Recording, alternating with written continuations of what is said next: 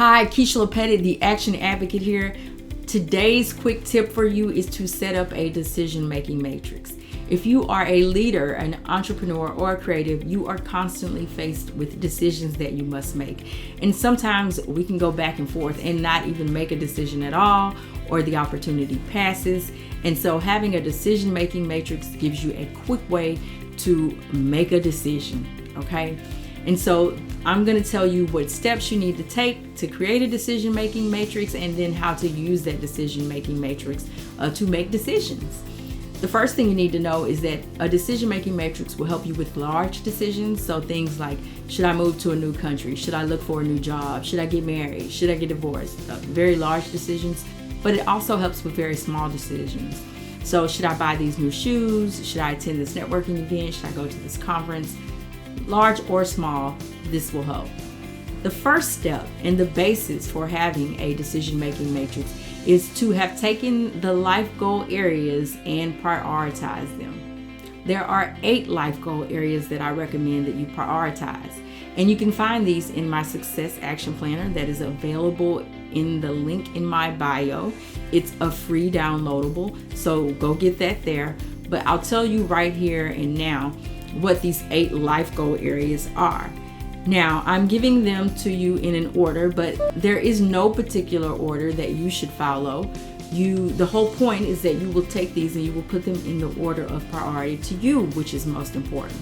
And so these 8 life goal areas are spiritual and giving back, personal development, relationships and romance, business and career, fun, recreation and hobby, finance and network, family and friends, health and fitness.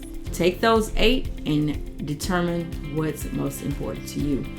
Once you've done that, the second step in using this as the basis for your decision-making matrix is to look at the decision or the choice that is before you and to do a cost-benefit analysis.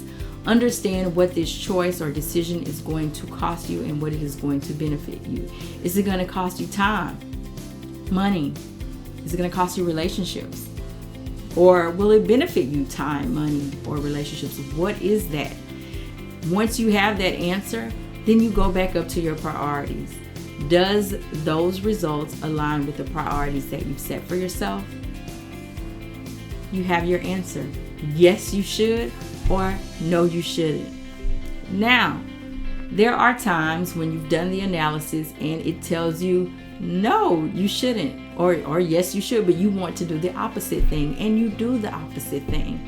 And sometimes that makes us uneasy, but I want you not to be uneasy about that. I want you to embrace your truth. If that is what your priorities are, then know that, rearrange them, erase and rearrange them in your personal list, and execute full throttle what it is that you say your goals and priorities are.